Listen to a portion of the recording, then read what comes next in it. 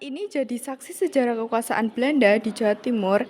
Penanaman bangunan merujuk pada nama Gubernur Jenderal Hindia Belanda Johannes van den Bos yang berhasil membangun tempat ini pada tahun 1845.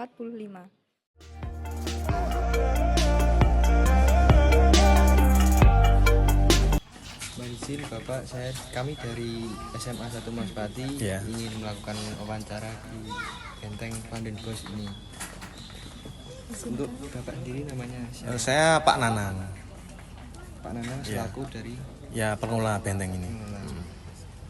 Ya langsung ke pertanyaan. Ya silakan. Van den Bosch ini.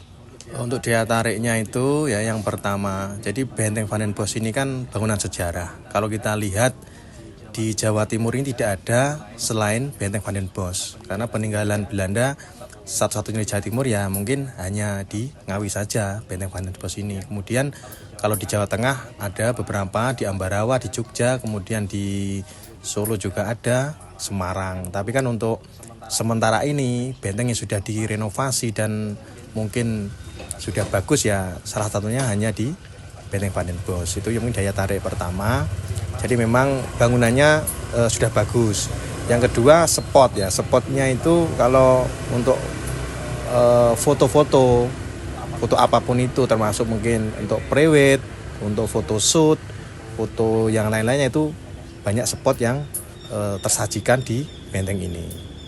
Kemudian dari edukasi sejarah untuk biasanya anak sekolah itu untuk mengetahui sejarahnya benteng ini, bagaimana perjuangan rakyat dulu untuk melawan Belanda, kemudian sejarahnya kekejaman Belanda dan Jepang di sini itu semua tersaji. Jadi ada beberapa hal yang menarik yang perlu mungkin dipelajari untuk terutama siswa, termasuk untuk yang orang umum bisa melihat juga di situ bukti sejarah bangsa kita ya dijajah oleh Belanda.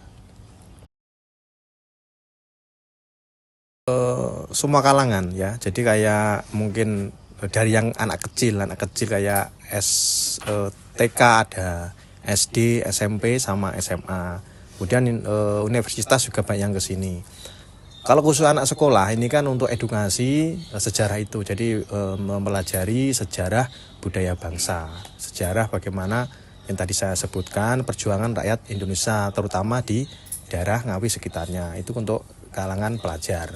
Kemudian untuk kalangan mungkin yang dewasa kayak mungkin sudah tidak sekolah itu ya, karena memang spotnya bagus. Jadi bangunan ini kan tadi saya sampaikan mungkin tidak banyak yang ada di Indonesia. Jadi kan sangat bagus. Kalau mungkin di daerah sini kan mungkin Magetan, Ngawi, Ponorogo itu kan banyak tempat wisata yang bernuansa alam. Nah, kalau ini kan bernuansa sejarah. Jadi mungkin satu-satunya yang ada di daerah sekitar sini. Nah, jadi untuk beberapa kalangan itu memang mengambil wisata ini untuk mereka ya untuk bepergian, untuk mencari hiburan dan sebagainya. Terus untuk kalangan yang mungkin tua kayak lansia itu banyak sekali digunakan untuk senam. Jadi kan beberapa tempat lokasi bisa digunakan untuk senam. Biasa senam lansia itu, dan spotnya kan benteng juga bagus untuk olahraga. Setiap hari ada yang melaksanakan olahraga jalan memutari benteng, itu pun dari anak kecil, dewasa sampai lansia itu banyak sekali yang tiap pagi sore melaksanakan jalan memutari benteng itu untuk melaksanakan olahraga. Benteng didirikan pada abad 19, tepatnya tahun 1839 sampai 1845 setelah Perang Diponegoro. Perang Diponegoro itu sendiri berakhir pada tahun 1830. Nah, disitulah didirikannya Benteng Van den Bosch. Nah, kenapa namanya Van den Bosch? Karena saat itu yang berkuasa di pemerintahan Hindia Belanda gubernurnya Van den Bosch. Letak ini ya, maksudnya geografisnya ya. Kalau letaknya di Desa Pelem, Kecamatan Ngawi, Kabupaten Ngawi. Kalau di geografisnya ya terletak di antara yaitu pertemuan dua sungai besar di Jawa Timur ya. Dari barat ada Sungai Bengawan Solo, dari selatan ada Sungai Bengawan Madiun, dan bertemulah di belakangnya benteng. Lah kenapa termasuk salah satu benteng dibangun di sini itu ya karena ada pertemuan dua sungai besar. Karena dulunya tidak ada jalan ya, belum ada jalan, cuma ada transportasi itu melalui dua sungai itu. Jadi untuk pergerakan, untuk distribusi logistik dan semuanya itu lewat Sungai Bengawan Solo dan Sungai Bengawan Madiun. Makanya letaknya strategis. Nah, dibuatlah di situ, didirikan benteng.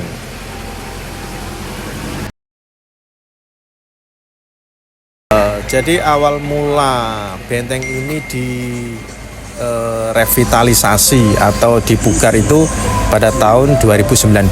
Saat itu Bapak Presiden Jokowi melaksanakan kunjungan ke Ngawi dan melihat benteng langsung. Nah, dari situ akhirnya Pak Presiden memerintahkan ke jajarannya untuk merehab atau merevitalisasi, memugar. Tujuannya apa? Untuk melestarikan peninggalan sejarah budaya bangsa. Nah, tujuannya itu. Jadi biar lestari, biar terjaga. Ya, karena ini kan salah satu peninggalan sejarah, bukti sejarah bahwa bangsa Indonesia ini memang berjuang untuk melawan Belanda. Buktinya apa? Ada benteng di situ, tempat markasnya Belanda. Berarti di Ngawi dan sekitarnya ada perlawanan rakyat untuk melawan penjajah Belanda, termasuk penjajah Jepang. Nah, itu perlu kita lestarikan. Yang pertama karena apa? Biar anak-anak cucu mereka, termasuk kita, berarti kan ya biar tahu, oh seperti inilah. Karena sejarahnya di situ kan ada kayak apa, penyiksaan, kayak penangkapan pejuang kita, rakyat kita di dalam dan disiksa, dibunuh di dalam. Ya di situ kan bisa mempelajari sejarahnya. Nah, situlah perlu kita melestarikan supaya apa? Supaya kita juga akan cinta terhadap bangsa ini gitu. Kalau masalah pengunjung, jadi kan pertama kali benteng ini dibuka untuk umum itu 2011. Tahun 2011 benteng ini dibuka untuk umum. Itu masih bangunan yang lama ya, bangunan yang sudah jelek, usang, tidak terawat, dan mungkin ya masih kumuh, masih jelek seperti itu. Itu sudah dibuka. Nah, saat itu dibuka untuk umum dan ada beberapa pengunjung yang lokal sini saja pengen mengetahui benteng karena sebelumnya kan tidak dibuka. Mungkin mereka penasaran seperti apa sih benteng setelah diperbolehkan untuk dikunjungi oleh orang umum. Itu ya lumayan, maksudnya ada beberapa dari pengunjung lokal saja karena kan belum terekspos kemana-mana. Ya, kemudian setelah direhab pada tahun 2019, dimulai 2020 sampai 2022 selesai, 2023 dibuka lagi dengan wajah yang baru, wajah yang sudah bagus seperti ini.